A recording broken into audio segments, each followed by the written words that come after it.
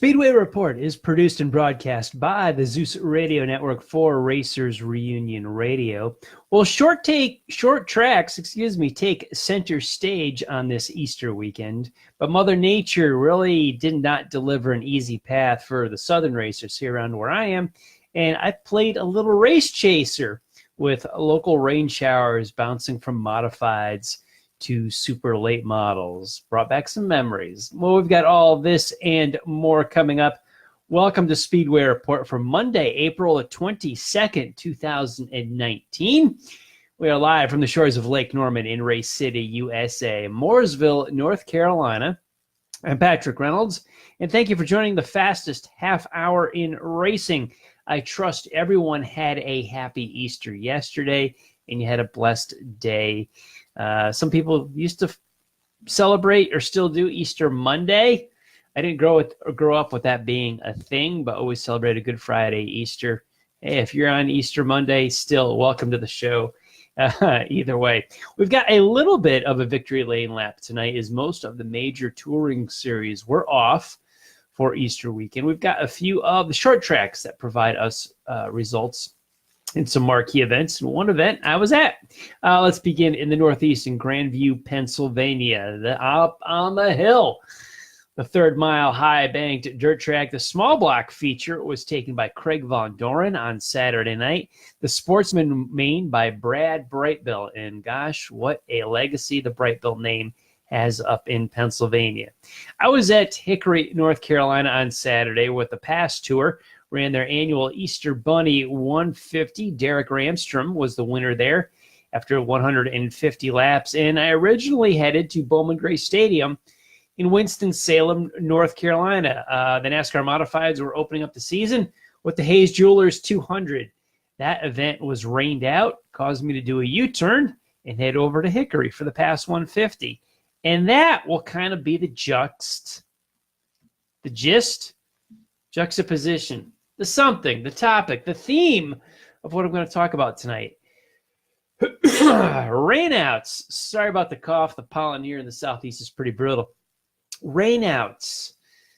To call a race or not to call a race? That is the question, and it is not an easy one just on the surface. No matter what, somebody's going to be unhappy. Let's talk about this. I'll begin, I guess, by describing my Saturday night and how it went.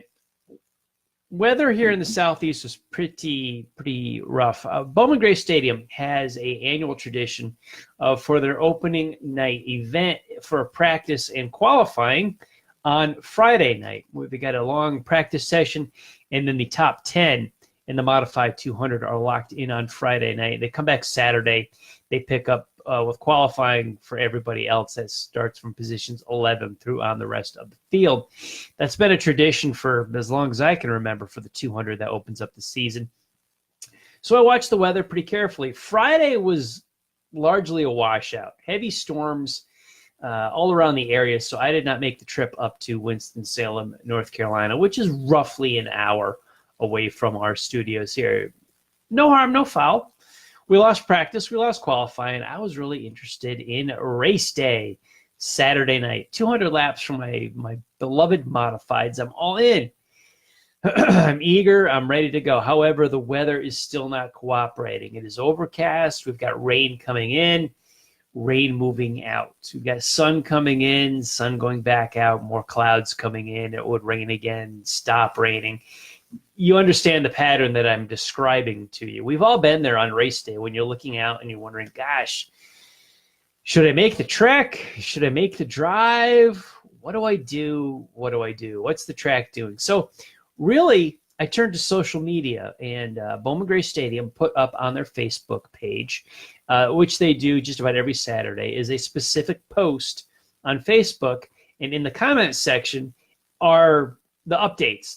That's the weather, that's the news, whatever's going on for that night of racing. So they said, hey, watch here for the weather. We're going to keep you guys updated. And realistically, with the rain that came in and out Saturday afternoon, early evening around here, the forecast for race time, which is at 8 o'clock local time here, was okay. we were going to be cloudy, but we were not going to be raining. That was the forecast. So we had practice scrubbed on Friday, but they started early on Saturday to try to make up a little time with that. So it was about 3:30. They got going with practice, which they did. Cars on the track, and the Facebook page for Bowman Gray Stadium updated us. We got the news. Rain came in again later that afternoon. So the Bowman Gray officials were relaying through Facebook exactly what we already knew. Yeah, it's raining now. We're in a holding pattern, not a downpour, just, some light rain, enough where you can't get cars on the racetrack. But it was cool, so that was difficult to drive. But we're going to, the track was going to wait it out. We feel confident in going racing. At about 5 o'clock, they made a point. We are still 3 hours away from the first green flag. We've got time to get this thing in, even though it's not looking so great now. Okay, cool. I head out from the house here around Mooresville, and about 5:30 or so, or was it 6:30? It was a little bit later, but we were heading out. They pulled the plug on the show. And the forecast, mind you, was that we were going to race later on that night, even though it was not looking good now. Well, for Bowman Gray Stadium's reasons, they decided we're gonna postpone the show. We're gonna rain it out. We're gonna run this 200 next week. Their Facebook page lit up with a lot of negative comments, relaying the information I just told to all of you. That here's the forecast: is we're raining now. We know that. We all see that. About time race time comes along, we should be good. We're gonna go. So their Facebook page, that comment thread, lit up with a lot of people bashing the stadium for calling it too early, too soon. We could have raced that night in a big disappointment. So I was actually on my way to Bowman Gray Stadium. Did make it there. I was following the social media because I didn't know what the weather was going to bring. Okay, fine. I do a U-turn. I start heading the other way. Instead of northeast, I head northwest. And I'm going to Hickory, North Carolina for the Pass Easter Bunny 150. Same weather. We are several miles to the west from Bowman Gray Stadium. I pulled the same strategy. Pulled up social media on the phone, see what's going on, and they were delayed, but they were racing. The qualifying got delayed, got pushed back. After that, they were going to try to hurry things up, which they did with a non-qualifiers race, a mini stock 4-cylinder race, and then the super late model 150. So I follow that on social media. They're racing. We're delayed a little bit. We're behind schedule, but we're moving forward. We're going to try to speed this up, get there as quick as we can. It is cool. It is overcast. There are showers off and on in the area. Hickory decides we're going to go for it. Full throttle, forward. We're going to get this race in. I get to the Hickory Motor Speedway. A little bit late. I hear out the window of my truck, race engines. They are running that non-qualifiers race, the Consi, the B-Main, whatever you want to call it. They're gonna race that night. So I missed that. Got there in time for the 4-cylinder race and then for the 150. 4-cylinder race had 5 cars only show up for it, which was a bummer. One of them pulled into the pit area, so we had 4 cars run 25 laps. Yeah, bummer for a show, but they got the race in. Then we went for 150. With the super late models, and there were showers around the area. The couple of things that they stated was that they were trying to push the show along to try to get it in. A couple of things that they didn't necessarily reflect that. They had I believe it was 32 or 33 super late models show up. They ran a 15-lap consolation race after taking 20 cars through time trial. They ran the consolation race, taking 4 from that to make a 24-car field. Then they just started everybody anyway. So we could have eliminated the non-qualifiers race and just let everybody go. The mini stock race was 50 laps, shortened to 25. Good move for that. With only 4 cars actually racing, 5 that took the green. You could have trimmed it a little bit more if you wanted to. Yet we still had grid the cars on the front stretch and introduce all the drivers. We could have slipped through that pretty easily. PASS also has a rule that green flag laps count only. That is a blessing and a curse all in itself. if you have a lot of caution flags, you're not moving the race along. But when a situation like this is, with rain threatening all around, it's chilly, it's cold, you're bundled up and shivering in the grandstands, it takes a while to get to halfway, and you get a little nervous because none of these caution flags are counting. Well, they wind up getting all 150 laps in. It was a pretty good race, too. Preston Peltier and Bubba Pollard staged a great battle for the win. They got into each other. The spinner goes to the rear because he caused the yellow. Also, the spin E goes to the rear because he used the front bumper. Great rule. I love that. Now, we had about 33 super lates plus their pit crew in there, and I want to look in the grandstands at Hickory Motor Speedway. I struggled to determine whether there were more people in the pit area or more people in the grandstand. To Hickory Motor Speedway's credit and Pass's credit, they got the show in. They forged ahead, and they got it in. I supported it. I went there. I bought a ticket. However, I wasn't among too many people. It looked, Touring Series races traditionally do well there. This crowd was obviously hurt and pretty weak for the surrounding weather, and I don't blame people if you're going to travel all that way at a very, very risky situation. Now I'm going to take you back a couple of weeks to the Nashville Fairgrounds in the All-American 400, which was rained out, and it rained on Saturday. I think they could have gotten laps in on Sunday. However, the Nashville Fairgrounds called the event early, and that was it. We rained out, and nobody got to race. So the question that I raised at the beginning of the show is exactly when do you call the rain out? What's best? What is best? What's worst? I don't know.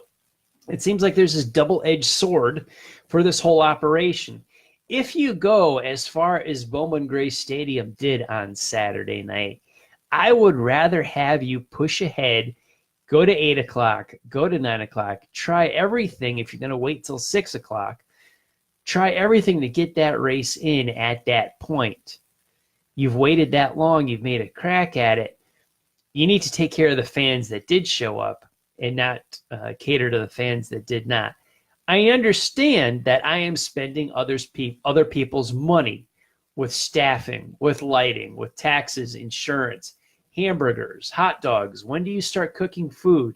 You got to pay your ticket takers. You got parking. At Hickory Motor Speedway, yeah, they got their show in, but man, it wasn't in front of a lot of people. Financially, did they take a bath? I don't know. I don't see the books at Hickory Motor Speedway, but I can't believe it. Just did a quick scan of the grandstands. I'm looking around and I know how much I paid to get in. You do a little quick math, even roughly estimate, they had to have lost money on this show. So I take myself back to when I don't know, a long time ago, we'll call it, Orange County Fair Speedway in Middletown, New York. I remember a summer in the 1990s where they had rain almost in some form nearly every weekend. At least a Saturday morning shower, a Saturday afternoon thunderstorm, but there was rain just about every weekend of some sort. Yeah, I don't think they had any rainouts. They forged ahead, and we raced every single Saturday night, even though some of the conditions on Saturday night were rough. We had some rain delays where we didn't get started until 9 o'clock at night when we should have started at 6 or 7. We had some rough Saturdays, but Orange County Fair Speedway developed the reputation at that time is that no matter what, they would do everything possible to get that show in. So what category would you want to put yourself into, and is it worthwhile in the pocketbook investment? I find it hard to believe that Hickory Motor Speedway could have made any money on Saturday night. However, their reputation, to me, is fairly well intact that they pushed ahead and they got that show in. Look at Bowman Gray Stadium. And granted, I was not in Winston-Salem at 8 o'clock on Saturday night. I was in Hickory.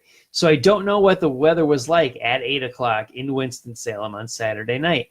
But their reputation certainly took a nosedive from everything that I read on social media and the posts. There were people, because Bowman Gray Stadium is such a marquee track and a marquee event, there were people that traveled like a 500 miles, 1,000 miles, took flights, drove for days, hotels, all that. Bowman Gray Stadium is 45 minutes away from me. So if I get rained out, it's bummer. Yeah, it sucks. Okay, but it doesn't cripple me. Where these folks, they treated the opening night at Bowman Gray Stadium like a big trip, like some people look at a Monster Energy Cup Series race. Where does your reputation come in versus the paycheck on that day? Bowman Gray Stadium certainly did not lose any money. They sold pit passes. They opened up the pits, but they never opened up. I don't believe the grandstands ever opened up. They never opened them up. They never brought people in. So financially, for Saturday night, they did not take a bath. No pun intended with the rain. But their business sense model stayed strong. They didn't open up the gates. They didn't bring anybody in. They didn't pay out any purse money. The best they could do, that advertising went to waste. So a rainout hurts you no matter what. However, if they let people in and try to get that show in front of a very sparse crowd, what kind of night did they have? You got a yin and a yang here between Hickory and Bowman Gray. Hickory, their reputation soared in my eyes as a track that will very much try to get the show in. However, financially on Saturday night, they had to have taken a bath. They had to be doubled over in pain from the gut check. On the opposite end, Bowman Gray Stadium harpooned their reputation for trying to get a race in when it's iffy weather. However, they were smart in that they never opened the ticket booths or those gates. They never brought anybody in just to turn them away or have a real big race in front of a very thin crowd or hardly anybody show up. So my question back to you guys, this is the second time I've tossed it, or third, whatever it is. When do you call a race? Exactly when do you do it? There's so much to do. Can you call it when you have a big event, a big touring event and a big weekend, and the forecast is abysmal? Do you pull the plug on a Wednesday or a Thursday? What about on a Saturday night, like we just experienced? What do you do? What is the right call? Bowman Gray Stadium didn't lose any money, but they pissed off a lot of people. Hickory Motor Speedway gets a hat tip and respect from me, but hardly anybody showed up to see the race. What do you do when you're a Speedway and there's rain threatening to come in?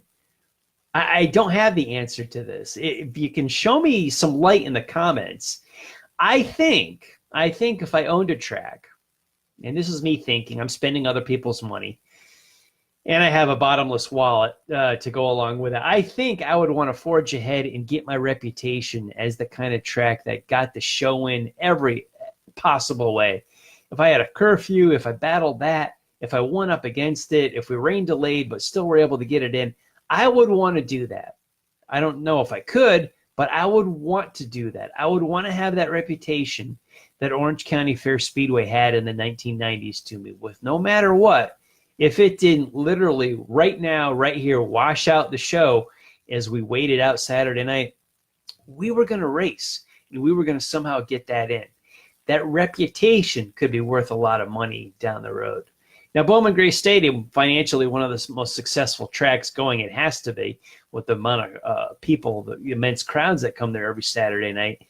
But they really took a hit on this past week in social media and their reputation-wise. Yet, is Hickory going to get a lot of praise? I'm going to give them a lot of praise here. I was disappointed that Bowman Gray Stadium pulled the plug, but I understand it. I was thrilled that Hickory Motor Speedway went ahead and got the race in. But did that hurt them financially and put them in a hole for the rest of the season? I don't know. I don't see these books.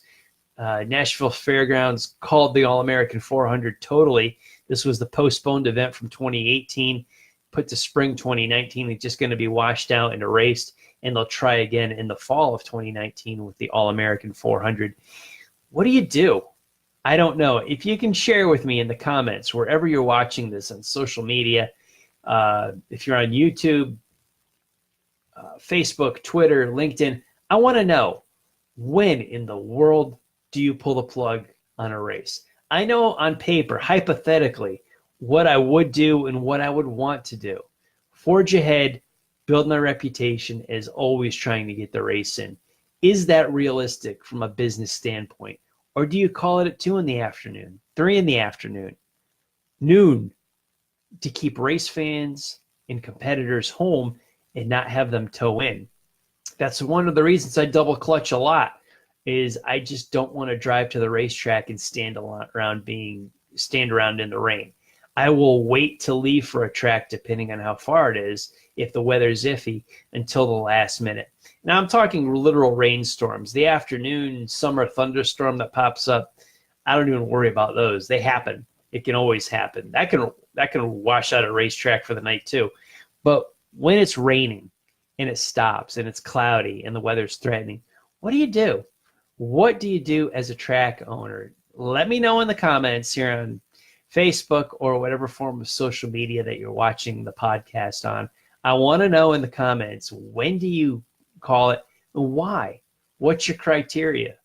Give me a reason why you do what you do. Because I saw the two worlds collide on Saturday night, and they were both within an hour drive from me.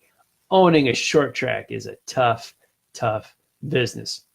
Looking forward to seeing everybody this weekend, hopefully, at either Hickory or Bowman Gray Stadium. We'll see you guys on Saturday night.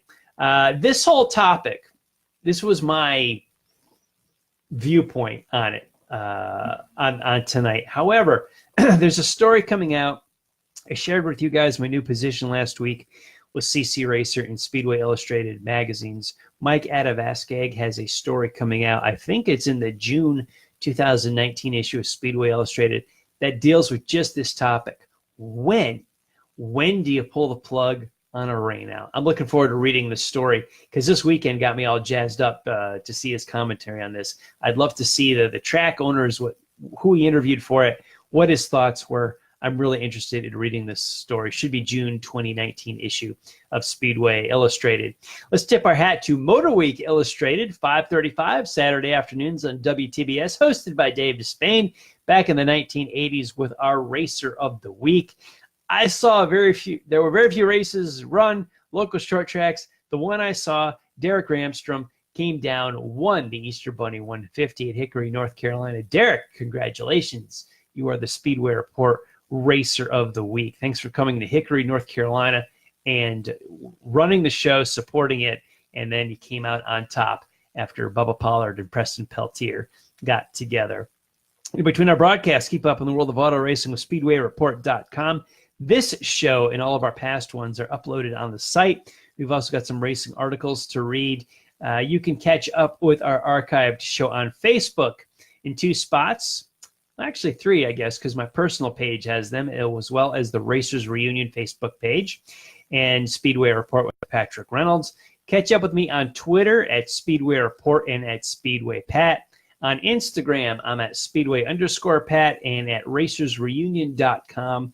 We are in the forum. Also, if you are connected to me on our YouTube channels and LinkedIn, the podcasts are also uploaded there. Big thanks to everyone on the Facebook Live feed for joining the conversation during the show tonight. Please go see a race at a track near you. Our grassroots ovals, drag strips, and road courses are the backbone and foundation of the auto racing world. If Saturday dies, so goes Sunday. Remember that. I'll see you at a racetrack, hopefully, weather permitting, Friday or Saturday night this weekend. I want to thank all of the military past and present for the freedoms we enjoy as Americans in our daily life, including the simple things like bench racing right here on a Monday night. Freedom is not free, and a veteran paid that bill for us. To all of the men and women who are defending freedom and watching Speedway Report, take care of yourselves and come home soon.